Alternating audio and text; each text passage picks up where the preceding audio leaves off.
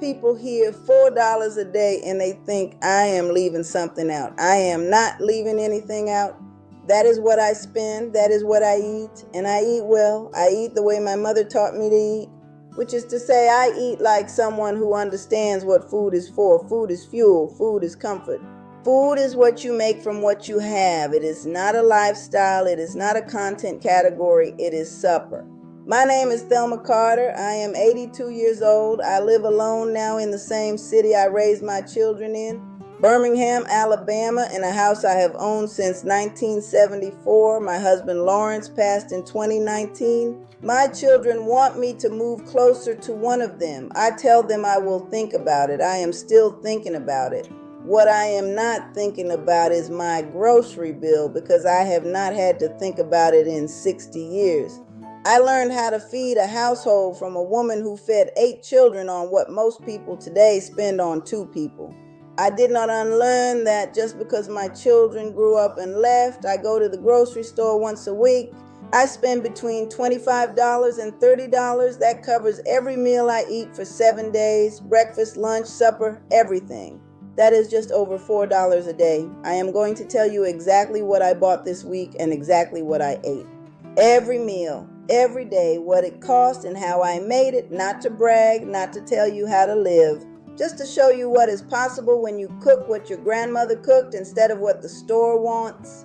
What I bought this week: a bag of dried pinto beans, a bag of rice, a dozen eggs, a quart of buttermilk, a bag of cornmeal, a can of crushed tomatoes, a bunch of collard greens, 1 head of cabbage, a bag of carrots, a large onion, a head of garlic, 4 sweet potatoes, a small piece of salt pork, 1 ham hock, a box of oats, a jar of peanut butter, a loaf of bread, butter, salt, pepper, a small can of evaporated milk, and a bag of apples. Total $27.40. That is the week.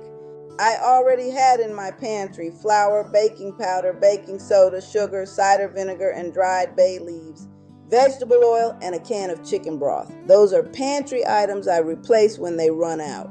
Now I will tell you what I ate Monday. Breakfast: oatmeal with apple and butter. Plain oats cooked on the stove, the rolled kind that cost $1.50 and last 3 weeks. When it is done, I stir in a pat of butter, a pinch of salt, and I dice up half an apple and put it on top. My mother put a little sugar on hers. I do not anymore. The apple is sweet enough, takes 10 minutes. Costs about 25 cents. I eat it with my coffee, which I buy separately. I am not giving up my coffee. Lunch: pinto beans and cornbread. I put the beans to soak Sunday. Monday, I let them cook on low all morning. By noon, they were soft, and the broth around them had gone silky the way good beans do when you give them time. I made a small pan of cornbread: cornmeal, buttermilk, egg, salt, cast iron skillet in the oven, 15 minutes. Ate a bowl of beans with 2 pieces of cornbread. The rest went into the refrigerator for later in the week. Beans get better the second day, and the third, cost of the meal about 60 cents.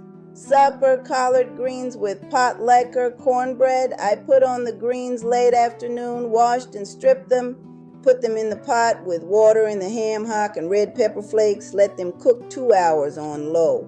The greens I ate over rice. The pot liquor I saved in a jar. I will tell you what I did with it later.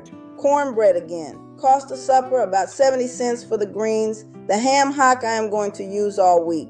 Tuesday, breakfast: eggs and toast. 2 eggs fried in a little butter, 2 pieces of toast. That is it. I fry my eggs low and slow. My mother always said a rushed egg is a ruined egg. She was right, perfect every time. Lunch: pinto beans again, apple. The beans from yesterday warmed up, a splash of cider vinegar stirred in. Supper: cabbage and rice. This is a meal people overlook because they do not know what to do with cabbage. I cut a quarter of the cabbage, cooked it with onion until it went golden at the edges and tender in the middle. Served over rice. That is a humble meal, but something happens to cabbage when you cook it long enough. It sweetens, it gets a little silky, the edges go caramelized, it stops being a side dish and starts being the point. Wednesday: breakfast: oatmeal again, second apple. I do not need breakfast to be different every day. I want it steady. Lunch: pot liquor soup. I poured that jar of pot liquor into a pot, added carrot, cabbage, and pinto bean broth. That is a soup. made from what was left over from 2 other meals, ate it with the last piece of cornbread. My mother called this kind of cooking knitting. You take all the loose ends and you knit them into something whole. Supper, sweet potato and egg skillet. I cubed sweet potatoes and boiled them until tender, then got a skillet hot. I put the potatoes in with onion, then I cracked 2 eggs right into the skillet and let the eggs set. That is a whole meal, sweet and savory, and the egg yolk runs down over everything when you break it. Thursday, breakfast, peanut butter toast. I eat this standing sometimes. I have a phone call with my daughter. Lunch, bean and rice bowl. This is the 3rd day of pinto beans, and I am not tired of them. Hot sauce on top.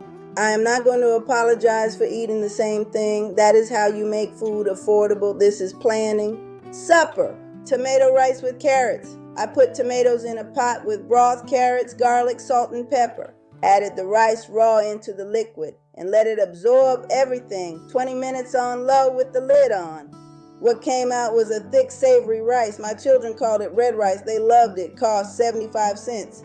Friday, breakfast, eggs scrambled with onion. When you scramble eggs low and slow, they come out creamy. Most people cook scrambled eggs too fast. Low heat, slow stir. Take them off the second they look almost done.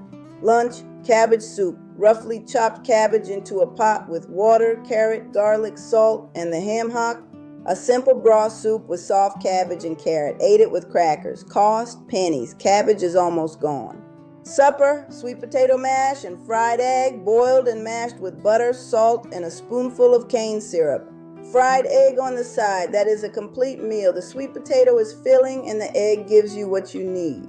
Saturday, breakfast, oatmeal, last apple. I looked forward to this all week because it is the last one. My mother taught me that. Find the moment in the ordinary thing. Make it mean something. Lunch, ham hock, broth, and rice. I picked the last of the meat from the bone. There was more than you would think. Heated it up, ladled the broth and meat over rice. That ham hock gave and gave until there was nothing left. Supper, pinto bean soup. The very last of the beans. Let it simmer until it was thick. More of a stew now.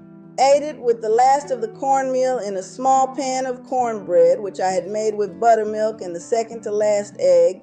Sunday I rest from cooking. I make something simple in the morning and I do not cook again. Breakfast, egg and peanut butter toast. Sat at my table and read my Bible and looked out at the yard. The rest of Sunday, leftovers and rest. There was still some rice, a little tomato warmed up over it. Supper was peanut butter and an apple I had saved. Small luxury, saved for Sunday. The week added up. I spent $27.40. I ate 21 meals. That is $1.30 a meal, or just under $4 a day. I did not go hungry once. I did not eat anything I did not want to eat. What I did was cook every day with cheap ingredients that have been feeding people in this country for 150 years.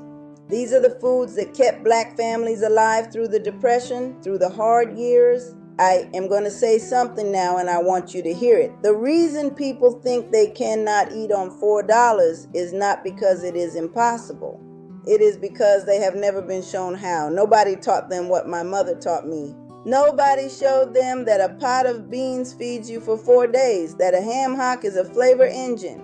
We decided the old knowledge was something to move away from, but it was not. It was something to carry with us. I am carrying it. I will carry it until I cannot. And every time I sit down to a bowl of beans and cornbread, it tastes like my mother's kitchen on a Monday in 1955. I am grateful that she gave me this, not as poverty, as knowledge, as love that feeds you for the rest of your life.